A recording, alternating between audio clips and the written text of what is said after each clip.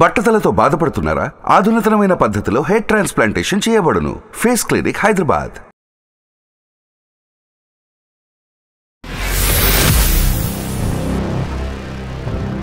ఆమె పాయసం తిన్నాక బర్త్డే రోజు పాయసం పెట్టింది కదా ఇంటికి తీసుకెళ్ళి, అప్పుడు చెప్పింది పాప,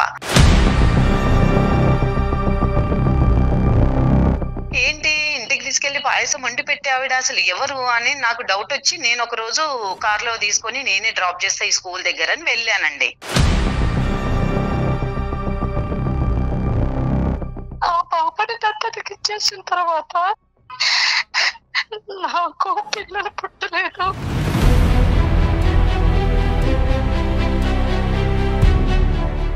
పాపను నాకు ఇచ్చిన క్షణం నువ్వు మర్చిపోవాలి, మళ్ళీ పాప దగ్గరికి నువ్వు రావద్దు.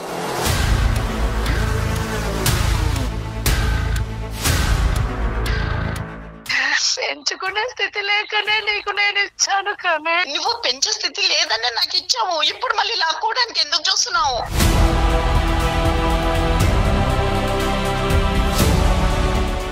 చట్టరీత్యా ఆవిడే తల్లి.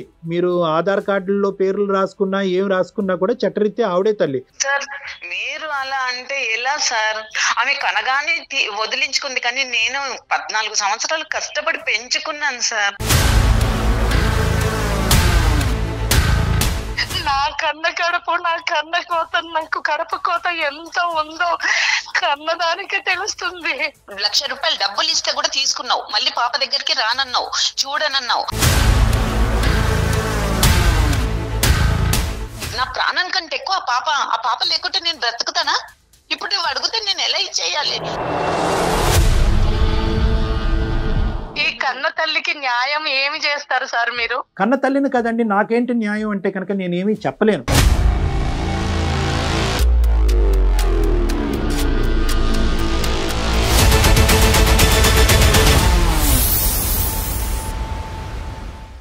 అందమైన జీవితం సమర్పిస్తున్నవారు 49 అంటే సంతోషం, 49 అంటే సంతానం. 49 సమర్పించు అందమైన జీవితం కార్యక్రమానికి స్వాగతం. నమస్తే కళ్యాణ్ గారు. కళ్యాణ్ గారు, రాజేశ్వరి అని ఒక ఆవిడ మనకి మెయిల్ చేశారండి. వాళ్ళకు పుట్టిన ఆడపిల్లలకి సంబంధించి ఒక చిన్న ఇష్యూ, దాన్ని ఎలా సార్ట్అవుట్ చేసుకోవాలో తనకు అర్థం కావట్లేదు. కొంచెం డెలికేట్ గా అనిపించింది. ఒకసారి రాజేశ్వరి గారు కాల్ చేస్తానండి.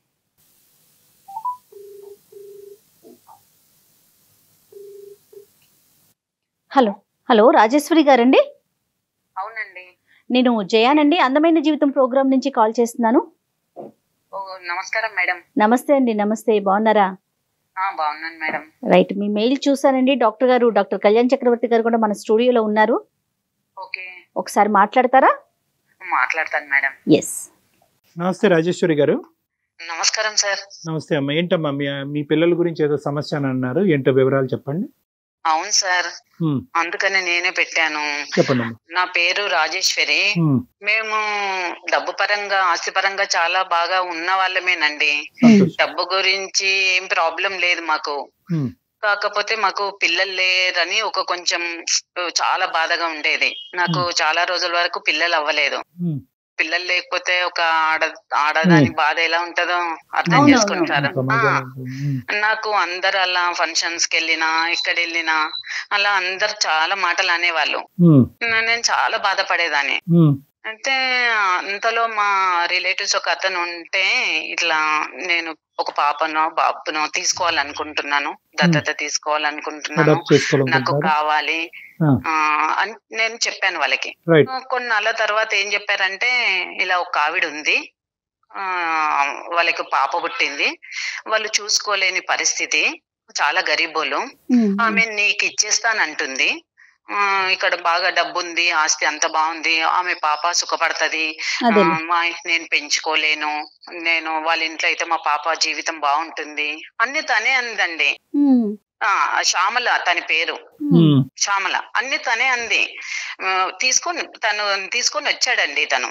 అలా అంటే సరే అని నేను కొన్ని కండిషన్స్ పెడతా శ్యామల, దానికి నువ్వు ఓకే అంటే నేను తీసుకుంటాను అని కూడా చెప్పానండి ముందే. నేను మీరు ఈ పాపని ఇప్పుడు ఇస్తున్నారు ఇక్కడ, నాకు ఇతనికి మీకు తప్ప ఇంకో వ్యక్తికి తెలియవద్దు, మీరు ఇచ్చేసి తర్వాత మీరు ఇక్కడికి రావద్దు, మీరు ఇప్పుడు ఇచ్చినప్పుడు మీ పాప అనే సంగతి మీరు మర్చిపోవాలి. మర్చిపోవాలి. నేను ఎందుకంటే నాకు పిల్లలంటే చాలా ఇష్టం. నేను పాప కావాలని ఎంత ఇదితో ప్రేమతో తీసుకుంటున్నాను కదా. నువ్వు మళ్ళీ మధ్య మధ్యన వస్తే చేంజ్ అయిపోతే నాకు ప్రాబ్లం అవుతుంది కదా. అందుకని నువ్వు మాత్రం రావద్దు, నేను ముందే చెప్పమ్మా ఇప్పుడు. ఎందుకంటే ఇంకో వేరే వాళ్ళకు కూడా నేను వీళ్ళకి అమ్మాయిని ఇచ్చాను అని కూడా చెప్పొద్దు. నా పాపగానే ఉండాలి. నేను మీ దగ్గర తీసుకొని పెంచుకుంటున్నాను, ఎవరికి తెలియదు. ఒప్పుకున్నారమ్మా? సార్ ఒప్పుకున్నారు సార్. ₹1,00,000 కూడా ఇచ్చాను సార్. ₹1,00,000 ఇచ్చారా? డబ్బులు ఇచ్చారు. ఇక్కడ మీ హస్బెండ్ వాళ్ళ హస్బెండ్ పాత్ర ఏంటండి? వాళ్ళకి తెలుసా అసలు ఈ విషయాలు మొత్తం? మా హస్బెండ్ నా గురించి ఇతను కూడా మాట్లాడారండి. తను ఉన్నాడు, వాళ్ళ హస్బెండ్ కూడా అంగీకరించారండి. వాళ్ళ ఇద్దరు అంగీకారంతోనే మాకు పాపనిచ్చారు. అవన్నీ కూడా అడిగానండి నేను. డబ్బులు అనే పర్స్పెక్టివ్ ఎందుకు వచ్చిందమ్మా? అంటే మీరు అనుకుని ఇచ్చారా? చాలా అంటే తనేమని చాలా పాపము గరీబోళ్ళు అంది కదా, తీసుకో అమ్మాయి ఉంచుకో మరి తీసుకుంటామంటే తీసుకుంది. తను ₹1,00,000 కూడా ఇచ్చాను, ఇంకెవరికి చెప్పొద్దు అన్నాను. అన్నింటికి సరే అందండి. ఇంకెప్పుడు రాను నేను, ఇంకా మీ పాపని అనుకోండి, ఇంకా నేను మళ్ళీ రానండి అన్ని చెప్పింది. ఆవిడకి ఇంకా పిల్లలు ఉన్నారండి? ఈ పాప ఒకటే పాపనంటండి.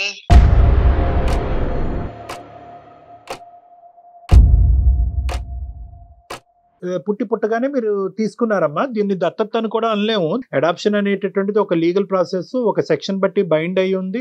దానికి కొన్ని లీగాలిటీస్ ఉంటాయి, కొన్ని స్టెప్స్ ఉంటాయి. కేవలం మీరు ఒక కండిషన్స్ పెట్టడం, ఆవిడ కండిషన్స్ కి తల ఊపటం, మీరు బిడ్డను తీసుకోవటం, ఆవిడ డబ్బులు ఇవ్వటం అనేది కాదు. ఇంత ఈజీగా ప్రాసెస్ అయిపోతుందని చెప్పి మీరు తీసేసుకున్నారు. నాకు పాప పిల్లలు లేరు కదా, అందులోనే ఉన్నాను నేను. పాప వస్తుంది కదా అని అవన్నీ ఆలోచించుకోలేకపోయాను నేను. అది నా తప్పే. అది నేను ఇప్పుడు అనిపిస్తుంది కానీ నాకు అప్పుడేం అర్థం కాలేదు. ఏమనిపిస్తుందమ్మా ఇప్పుడు? సమస్య ఏంటి చెప్పండి. దేని గురించి మాకు ఈమెయిల్ పంపించారు? ఇప్పుడు 14 years అయింది పాప. రోజు స్కూల్కి వెళ్తుంది. స్కూల్కి వెళ్తే ఈవిడ రోజు స్కూల్ దగ్గరికి ఎలా తెలుసుకుందో ఏంటో తెలియదు. ఆ శ్యామల అమ్మ పాప దగ్గరకు వస్తుందంటండి.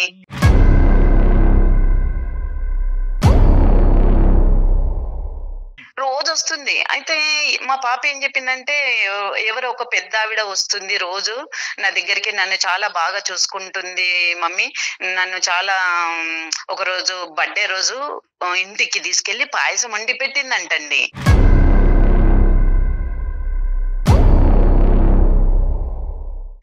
పాయసం వండి పెట్టింది అంటే నాకు భయం వేసింది. ఏంటి ఇంటికి తీసుకెళ్లి పాయసం వండి పెట్టే ఆవిడ అసలు ఎవరు అని నాకు డౌట్ వచ్చి, నేను ఒక రోజు కార్లో తీసుకొని నేనే డ్రాప్ చేస్తా ఈ స్కూల్ దగ్గర అని వెళ్ళానండి.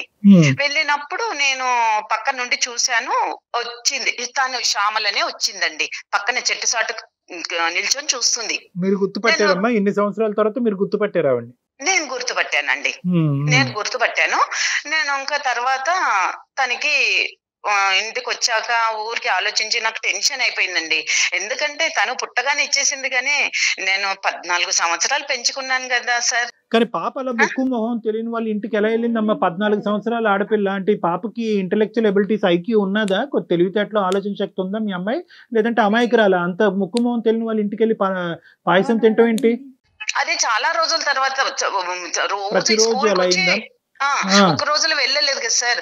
రోజు ఈ స్కూల్ కి వచ్చి మాట్లాడి చేసి. అలా ఎన్ని రోజులు ఆ పరిచయం తర్వాత మీకు వచ్చి చెప్పింది రాజేశ్వరి గారు అమ్మాయి? ఎన్ని రోజులు? చాలా రోజుల నుండి వస్తుంది కానీ పాప చెప్పలేదు. ఫైనల్ గా మీకు చెప్పింది. చెప్పేటప్పటికి మీరు చెక్ చేయడానికి వెళ్ళారు, ఈవిడ చెట్టు చాటున ఉంది ఆవిడే అని మీరు గమనించారు. ఆమె పాయసం తిన్నాక బర్త్డే రోజు పాయసం పెట్టింది కదా ఇంటికి తీసుకెళ్ళి, అప్పుడు చెప్పింది పాప రోజు ఇలా చాలా రోజుల నుండి ఇలా వస్తుంది, చాలా మంచి ఆవిడ, చాలా బాగా చూసుకుంటుంది, నాకు బర్త్డే అని ఇంటికి తీసుకెళ్లి పాయసం పెట్టింది అంటే నాకు భయం వేసిందండి. ఆవిడతో మాట్లాడారా మీరు? శ్యామలతో మాట్లాడాను. ఏమంటారు ఆవిడ? ఫోన్ చేశాను, ఏమమ్మా ఏంటండి ఇలా చేశారు అని అంది ఫోను. అవును ఇన్ని సంవత్సరాల తర్వాత చేశాను అంటున్నారు, ఇన్ని సంవత్సరాల తర్వాత పాప ఎలా గుర్తుకొచ్చింది, స్కూల్ కి ఎందుకు వస్తున్నావు, ఫస్ట్ నీకు నేను అడిగాను అన్ని, నువ్వు నాకు ఇచ్చిన తర్వాత మళ్ళీ నువ్వు పాపని మర్చిపోవాలి అని చెప్పాను, అన్నిటికీ ఓకే అన్నావు, నువ్వు అన్నిటికీ ఓకే అని ఇప్పుడు ఎన్ని సంవత్సరాల తర్వాత ఈ స్కూల్ కి వచ్చి కలిస్తే నా పాప ఇప్పుడు ఒకవేళ ఆమె నా కూతురువే అని ఒకవేళ చెప్పేసింది అనుకో, నేను తట్టుకోగలనా డాక్టర్ గారు? ఇప్పుడు వరకు చెప్పలేదమ్మా, ఇంకా ఆ విషయం చెప్పలేదంట? చెప్పలేదు. మరి పాపని ఎందుకు కలవటానికి వస్తుందంటే ఏంటి ఆవిడ ఉద్దేశం ఏంటి? వాళ్ళకి పిల్లలు లేరంట, ఇంకా తర్వాత పిల్లలు పుట్టలేదంట. పిల్లలు పుట్టకపోతే ఇప్పుడు 14 సంవత్సరాల తర్వాత ఈ పాప గుర్తుకొచ్చి ఇప్పుడు వస్తే నేను కూడా పుట్టలేదని తీసుకున్నాము, ఆలోచించాలి కదా. నేను అదే అన్నాను, ఇప్పుడు నీకు పుట్టలేదు అంటున్నావు, నేను అదే దాంట్లో ఉండే నేను తీసుకున్నాను కదా, ఆ స్థితిలోనే ఉన్నాను. అప్పుడు ఆమెకు అర్థం అవ్వాలి కదా. అంటే అర్థం అవ్వాలి అంటే ఒకటి రాజేశ్వర్ గారు, ఈ రోజు అక్కడ శ్యామల గారు ఇప్పుడు కాల్లో లేరు కాబట్టి నేను ముందే చెప్తున్నాను, మనిషికి పరిస్థితులు, మనస్తత్వాలు, ఆలోచనలు, పరిస్థితులు అన్ని మారచ్చు, టైంతో పాటు మారచ్చు. అప్పుడు డబ్బులు లేక బిడ్డను చూసుకోలేక మీకు ఇచ్చింది, ఇప్పుడు ఉన్న పోషించేటటువంటి పొజిషన్ లో వచ్చింది కాబట్టి ఇప్పుడు కావాలి అనుకుంటుంది. నెంబర్ 1. అప్పుడు ఏంటంటే ఒక సిరీస్ లో పిల్లలు గంటానేమో ఒక బిడ్డని ఇస్తే కనుక ఆర్థికంగా నేను లాభం పొందుతాను, రేపొద్దున వేరే బిడ్డ వస్తే నా బిడ్డ వస్తుంది అనే ఉద్దేశంతో ఉండుండొచ్చు. లేదంటే అప్పుడు డిప్రెషన్ లో ఉండొచ్చు, ఒక బాధలో ఉండుండొచ్చు. ఇప్పుడు ఆ కన్న ప్రేమ అనేటటువంటిది మళ్ళీ గుర్తొచ్చి మళ్ళీ పిల్లని రావచ్చు. సో ఇలాంటి రకరకాల ఆస్పెక్ట్స్ ఉంటాయమ్మా. ఇదేదో క్రాస్ సెక్షనల్ గా ఒక ఫోటోగ్రాఫ్ లాగా చూసేటటువంటి విధంగా ఒక అడాప్షన్ ప్రాసెస్ జరగకూడదు. దీనివల్ల కుటుంబాల మధ్యన చిచ్చు అనేటటువంటి అంశమే కాకుండా బిడ్డ మీద ప్రభావం పడుతుందనే ఉద్దేశంతోనే దీన్ని ఒక చట్టబద్ధమైనటువంటి ఒక ఆస్పెక్ట్ కింద గవర్నమెంట్ తీసుకురావడం ఉంది. ఇది కాన్స్టిట్యూషన్ లో ఒక ఇంపార్టెంట్ సబ్జెక్ట్. నాకు భయం పట్టుకుంది సార్, నేను ఇంత కంటికి రెప్పలా కాపాడుకుంటున్నాను. పాపను చూడటం వరకేనా, లేదంటే పాపని తీసుకెళ్ళటం కూడా ఆలోచన ఉందా? అంటే మళ్ళీ అందుకనే నేను ఆవిడకు మాట్లాడాలి సార్, నేను అందుకే ఇక్కడ వరకు తీసుకొచ్చాను, మెయిల్ పెట్టాను, మాట్లాడాలని నాకు భయంగా ఉంది సార్. కాదమ్మా, మీరు మాట్లాడిన దాన్ని బట్టి శ్యామల ఉద్దేశం ఎలా అనిపిస్తోంది? పాపను తీసుకెళ్లిపోవాలనే ఉద్దేశం ఉన్నట్టుందా? అలానే అనిపిస్తుంది మేడం నాకు.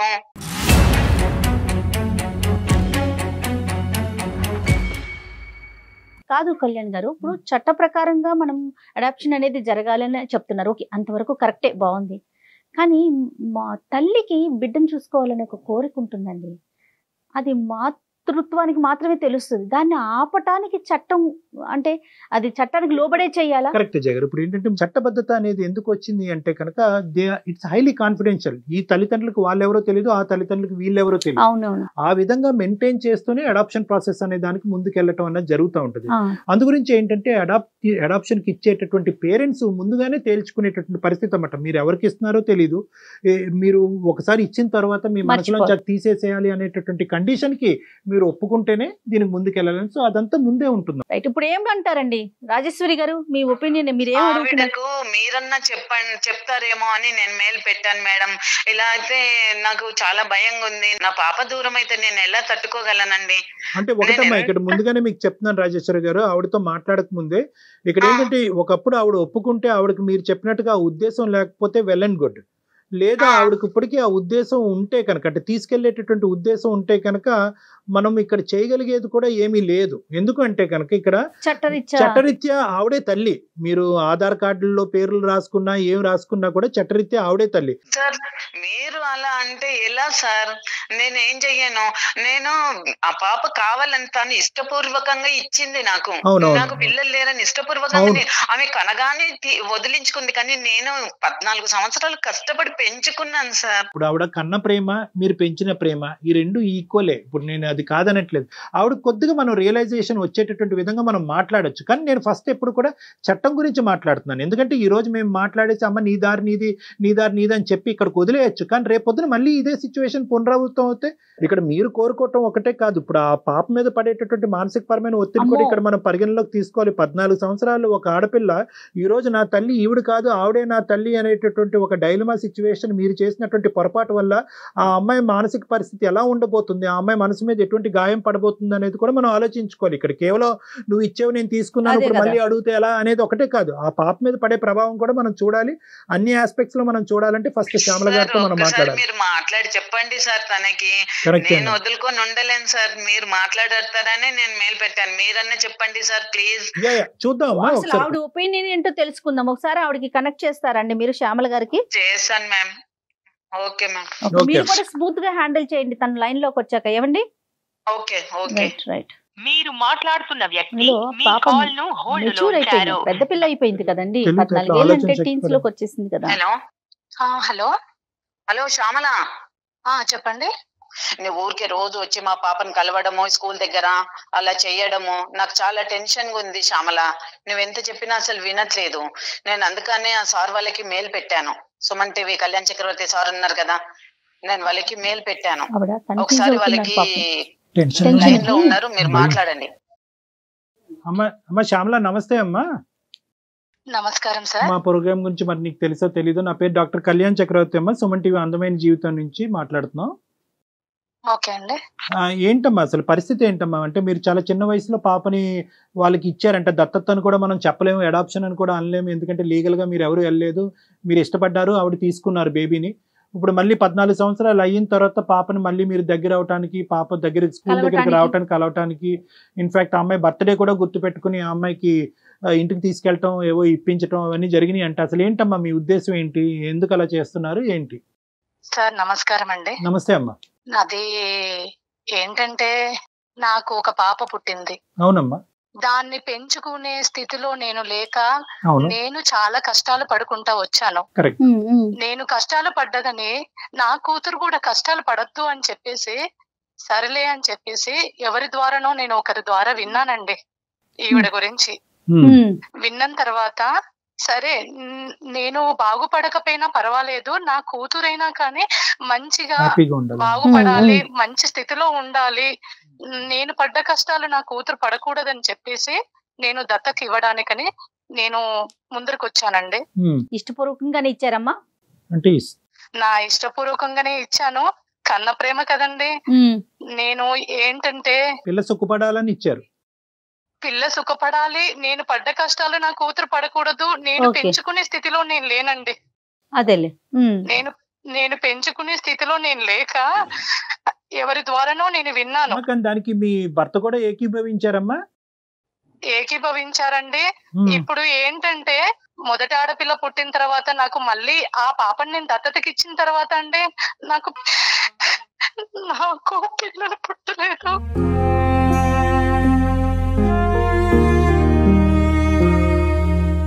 ఆ పాపని దత్తతకి ఇచ్చేసిన తర్వాత నా ఇంటి పరిస్థితి చాలా మారిపోయిందంటే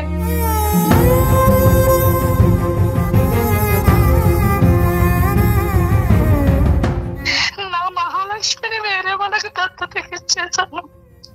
ఆ బాధ ఏంటో నాకు ఇప్పుడు తెలుస్తుందండి.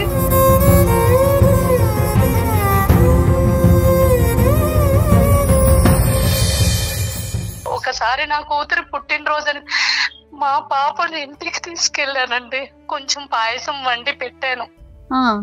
నా కన్న కడుపు తట్టుకోలేక ఆ అమ్మాయి అంటే నాకు ఇంకా పిల్లలు పుట్టరు కదా, ఇదే పాప అనుకుని నేను అలా ప్రేమగా చూసుకుంటున్నానండి అంతే.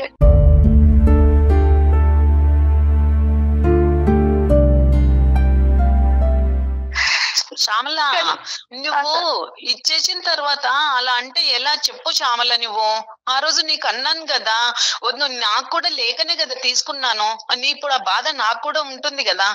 నువ్వు కనగానే నా చేతిలో పెట్టేసి వెళ్ళావు, కానీ నేను కంటికి రెప్పల 14 సంవత్సరాలు చూసుకున్న పాపని ఇప్పుడు నువ్వు వెతికెళ్ళిపోతావని నాకు ఎంత టెన్షన్ ఉంది తెలుసా?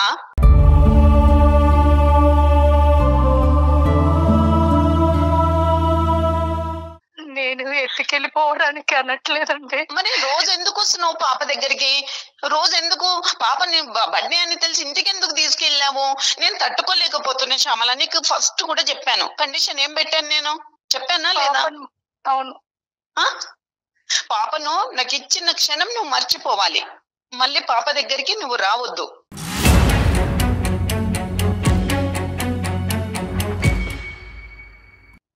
నువ్వు ఇంకా మూడో మనిషికి కూడా చెప్పొద్దు నువ్వు నాకు ఇచ్చానని.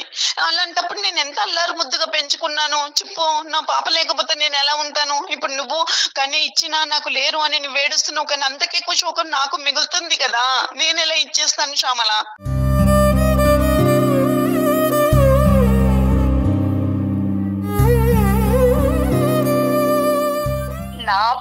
నా పాప అంటున్నారే కానీ 9 నెలలు మోసి కడుపు కట్టుకొని నేను కడుపుతో ఉన్నప్పుడు కూడా తిండికి లేక నా కూతురు బ్రతకాలని కూలి పని చేసుకుంటూ అది చేసుకుంటున్నా కడుపు. నేను బిడ్డను కన్నాను, పెంచుకునే స్థితి లేకనే నీకు నేను ఇచ్చాను, కానీ ఇప్పుడు నాకు మొత్తానికే పిల్లలు పుట్టారని తెలిసాక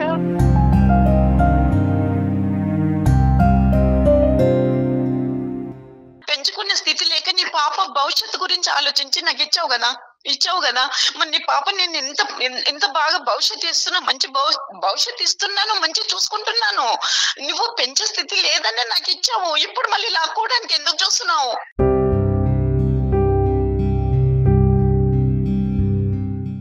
నా పాప అంటున్నారే కానీ నా కన్న కడుపు, నా కన్న కోత, నాకు కడుపు కోత ఎంత ఉందో కన్నదానికి తెలుస్తుంది.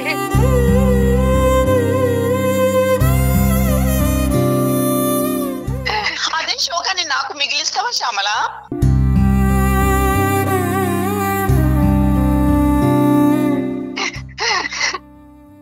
నువ్వు తీసుకెళ్ళిపోతే ఇప్పుడు నాకు అదే పరిస్థితి అవుతుంది కదా.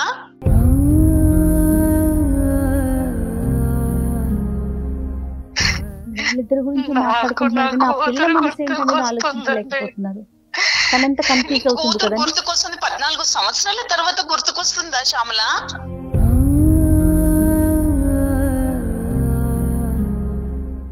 శ్యామల గారు ఇప్పుడు నేను కొద్దిగా అమ్మ నాకు పూర్తి స్థాయి సానుభూతి ఉందమ్మా. అంటే మీరు తెలుసో తెలియకో తొందరపాటుతోనో పరిస్థితుల వల్లనో బిడ్డకి మంచి అనుభవం ఇవ్వాలనేటటువంటి ఆలోచనతో చేసినటువంటి ఆలోచన. నేను రోజు వెళ్ళి అక్కడ చూస్తున్నాను, ఒకసారి ఇంటికి తీసుకెళ్ళాను, ఇది ఇక్కడతోనా? రేపొద్దున పాప వచ్చి నువ్వు ఎదుర్కొంటే ఎవరు ఆంటీ నువ్వు ఎందుకు నాకు ఇవన్నీ చేస్తున్నావు, నీకు నాకు సంబంధం ఏంటి అనేది ఇప్పుడు అడిగిందో లేదో నాకు తెలియదు, కానీ రానున్న రోజుల్లో అడిగితే కనుక నేను నీ కన్న తల్లి అని చెప్పకుండా ఉండగలిగేటటువంటి పొజిషన్లో మీరు ఉన్నారా? ఇది చూడటం వరకే ఆగుతుందా? ఇది ముందు ఏ విధంగా దారి తీయబోతుంది అనేటటువంటిది ప్రధానంగా రాజేశ్వరి గారికి ఉన్న ప్రశ్న. ఇప్పుడు మీకున్నటువంటిది బాధ మాకు అర్థం అవుతుంది, ఎందుకంటే కన్న తల్లిగా మీకు ఆ మమకారం ఉండొచ్చు. కానీ ఈ రోజు ఎప్పుడు వచ్చారు మీరు? అప్పుడు ఎందుకు వాగ్దానం చేశారు? ఇప్పుడు ఎందుకు వచ్చారు? మీకు పిల్లలు కనట్లేదు కాబట్టి, ఇప్పుడు మీరు పోషించేటటువంటి పొజిషన్లోకి మీరు వచ్చారు కాబట్టి ఇప్పుడు ప్రత్యక్షం అయ్యారు. మీకు పిల్లలు పుట్టుంటే కనుక ఈ రోజు ఈ కన్న ప్రేమ గుర్తొచ్చి ఉండేదా? తప్పుగా అనుకోకండి సార్. కదా డాక్టర్ గారు, నిజమే కదండి. వస్తుండేనా అండి? మళ్ళీ ఆవిడ అప్పుడు చూసే పరిస్థితి లేదని ఇచ్చేసింది, ఇప్పుడు చూసే పరిస్థితి ఉందని పాపం చూసే పరిస్థితి ఒకటే కాదు, పిల్లలు పుట్టరు అనేటటువంటి ఉద్దేశం నాకు, ఇంకా మళ్ళీ నేను తల్లి అయ్యేటటువంటి ఉద్దేశం,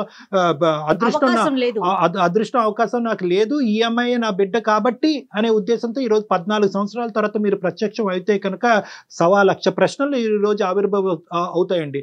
ఒకటి, ఈవిడ పరిస్థితి ఏంటి? ఆ అమ్మాయికి అంత కంటికి రెప్పలా కాపాడుకుంది. ఈ రోజు రాజేశ్వరి గారు ఎంత బాగా ఆ పిల్లని పెంచిందో అన్నది మీ కళ్ళతో మీరు చూశారు. ఎంతో హ్యాపీగా పాజిటివ్గా ఉంది. ఆ అమ్మాయికి మీరు ఏమని మిమ్మల్ని ఇంట్రడ్యూస్ చేసుకోబోతున్నారు? నెంబర్ 1. నెంబర్ 2, ఒకప్పుడు పొరపాటున మీ ఇమోషన్స్ ద్వారా మీరు ఏదైనా చెప్పకూడదు ఏదైనా ఆ పిల్లకి చెప్తే కనుక ఆ అమ్మాయి మెంటల్ పరిస్థితి ఏమవబోతుంది? ఎందుకంటే అడాప్షన్ సీక్వెన్స్లో ఇది చాలా ఇంపార్టెంట్. ఎట్టి పరిస్థితుల్లో కూడా కన్నటువంటి తల్లిదండ్రులు ఈ బిడ్డకి ఎప్పుడు కూడా జీవితంలో ఎక్కడ కూడా వాళ్ళు కనిపించకుండా ఉంటారమ్మా. ఎందుకంటే తెలియదు అది ఈ పేరెంట్స్ ఎవరు, ఆ పేరెంట్స్ అన్నది ఎవరికి తెలియదు. సో ఇటువంటి పరిస్థితులకి సమాధానం మీ దగ్గర ఉందా శ్యామల గారు? అయ్యా, నాకు తెలిసి తెలియకో నేను తప్పు చేశానయ్యా. నేను చేశాను, కానీ నాకు పెంచుకునే స్తోమత లేక నేను అప్పుడు ఇచ్చేసాను. అది నేను దానికి కూడా ఒప్పుకుంటున్నాను. కానీ ఇప్పుడు నాకు పిల్లలే పుట్టరని తెలిసిన తర్వాత అయ్యో ఆ పిల్లని చూసుకుంటాను అనే ఒక ఆలోచన నాకు ఇస్తాడనేమో నమ్మకం అనేది కలిగి నేను ఇలా అమ్మాయి మీద ప్రేమ పెంచుకున్నానండి. నేను ఏంటమ్మా మళ్ళీ తిరిగి ఇవ్వాలా? అది మీకు ఎలా అనిపిస్తే సార్, ఎలా మాట్లాడుతుంది చూడండి డాక్టర్ గారు. ఇన్ని సంవత్సరాల తర్వాత మళ్ళీ ఇస్తారేమో అనుకొని తిరుగుతున్నానంటే ఎలా ఇచ్చేస్తారండి? చెప్పండి. శ్యామల గారు అంటే రాజేశ్వరి గారు మీరే మాట్లాడుకుంటున్నారు. మధ్యలో ఒక వ్యక్తి ఉంది. అమ్మాయికి 14 ఏళ్ళు వచ్చినాయి. ఈ రోజు అమ్మాయి కంప్లీట్ గా మానసికంగా విరిగిపోతుంది. ఇలాగ 2 తల్లులు ఉన్నారు నాకు, 2 తల్లిలు 2 కొట్టుకుంటున్నారంటే ఆ అంశాన్ని ఎవరు పరిగణలోకి తీసుకోకుండా మాట్లాడుతున్నారు. ఒకటి, కూతురికి నేను కన్న తల్లిని కాదని తెలిసి నేను ఎలా భరించాలి సార్? చెప్పండి డాక్టర్ గారు, నేను ఎలా భరించాలి? అమ్మ ఇది ఒకటి రాజేశ్వరి గారు, ఇక్కడ ఏంటంటే ఇది ఒక సున్నితంగా వ్యవహరించవలసినటువంటి అంశం. ఇక్కడ కఠినంగా వ్యవహరించలేము, ఎందుకంటే ఇక్కడ లీగల్ ఆస్పెక్ట్స్, లీగల్ బ్యాకింగ్ అన్నది లేదు. ఇప్పటికీ కూడా ఆవిడ కన్న తల్లి అయితే కనుక ఆవిడ బిడ్డే ఈ బిడ్డ, మీ దగ్గర మాత్రం యువర్ జస్ట్ ఏ గార్డియన్ అంతే ఇక్కడ. సో ఇక్కడ నేను చెప్పేది ఏంటంటే వినండమ్మా, నేను రాజేశ్వరి గారు ఇది మీకు చెప్పేటటువంటి పాయింట్ నేను ఇంకా శ్యామల గారు చెప్పలేదు. శ్యామల గారు ఇక్కడ ఇది చాలా డెలికేట్ ఇష్యూ అన్నాను. దీన్ని హ్యూమన్ యాంగిల్లోని, లీగల్ యాంగిల్లోని, అన్ని యాంగిల్స్లోని మనం చూడవలసినటువంటి అవసరం ఉంది. ఈరోజు ఒక్కసారి కూర్చొని ఆలోచించండి. ఈరోజు ఏ పొజిషన్లో ఈరోజు మళ్ళీ మీ పిల్ల దగ్గరికి వచ్చారు? మీకు స్తోమత పెరిగిన తర్వాత వచ్చారు, మీకు మళ్ళీ బిడ్డలు పుట్టరు అనే ఉద్దేశం వచ్చిన తర్వాత ఇక్కడికి వచ్చారు. కాబట్టి ఇది కండిషనల్గానే ఉంటుంది. ఒక తెలివైనటువంటి ఒక బిడ్డ 14 సంవత్సరాలు వచ్చినటువంటి ఒక ఆడపిల్ల ఈరోజు నా తల్లి ఈ తల్లి కాదు, ఆ తల్లే నా తల్లి, ఆ తల్లి కూడా ఇంతే విధంగా ప్రేమిస్తుంది అంటే కనుక ఆ అమ్మాయి మనసులో క్రియేట్ అయ్యేటటువంటి భయానకమైనటువంటి సందిగ్ధ పరిస్థితి అది వర్ణాతితో చాలా కష్టం అది రిజాల్వ్ చేయటం. మీ బిడ్డ సంతోషంగా ఉండాలి, ఆనందంగా ఉండటమే కదా మీకు కావాలి శ్యామల. మీ దగ్గరకు తీసుకొచ్చేసుకుంటే ఇన్ని సంవత్సరాల నుంచి లేని ఇప్పుడు మీ మీద ప్రేమ ఎలా వస్తుంది తనకి? ఒకవేళ వచ్చినా తను ఎంత కన్ఫ్యూజ్ అవుతుంది కదా. అసలు విషయం ఇంకా తనకి తెలీదు. శ్యామల, నువ్వు రోజు వెళ్ళి కలిసి మాట్లాడేసి వస్తున్నా, నీ పాప అనుకుంటున్నావు కదా. అసలు విషయం తెలుసా? అసలు నీ పాపని నువ్వు చూడనే లేదు. ఆ పాప నాకు తర్వాత, మీ పాపని తీసుకున్న తర్వాత పుట్టిన పాప. ఆ పాపని చూసావు నువ్వు, నీ పాపని కాదు.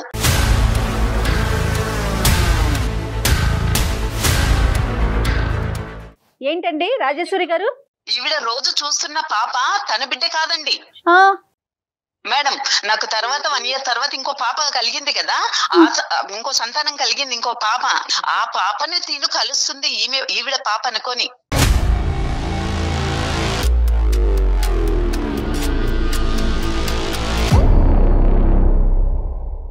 ఈవిడ నమ్మాలే, అమ్మ అని ఎలా పిలుస్తుంది, ఎలా ఈవిడ దగ్గరికి వెళ్తుంది అనుకుంటుంది? ఈవిడ నాకు చెప్పకుండా పాప దగ్గరికి రోజు వెళ్ళి దగ్గర అవుతుంది ఎలా అనుకుందా మేడం? చెప్పండి సార్, మీరే చెప్పండి. మీరేమంటారు శ్యామల గారు? ఇప్పుడు మీరు చూసే బిడ్డ మీ బిడ్డ కాదంట.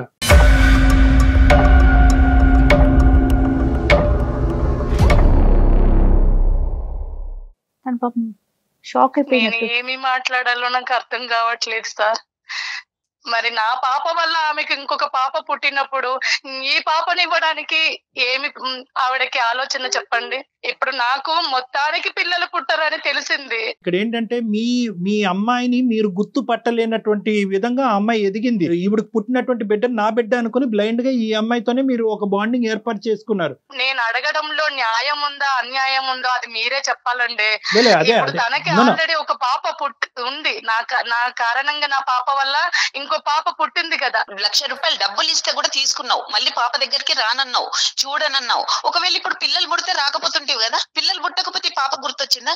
నేను ఎంత అల్లారు ముద్దుగా పెంచుకున్నాను, నా ప్రాణం కంటే ఎక్కువ ఆ పాప లేకుంటే నేను బ్రతుకుతానా? ఇప్పుడు నువ్వు అడిగితే నేను ఎలా ఇచ్చేయాలి?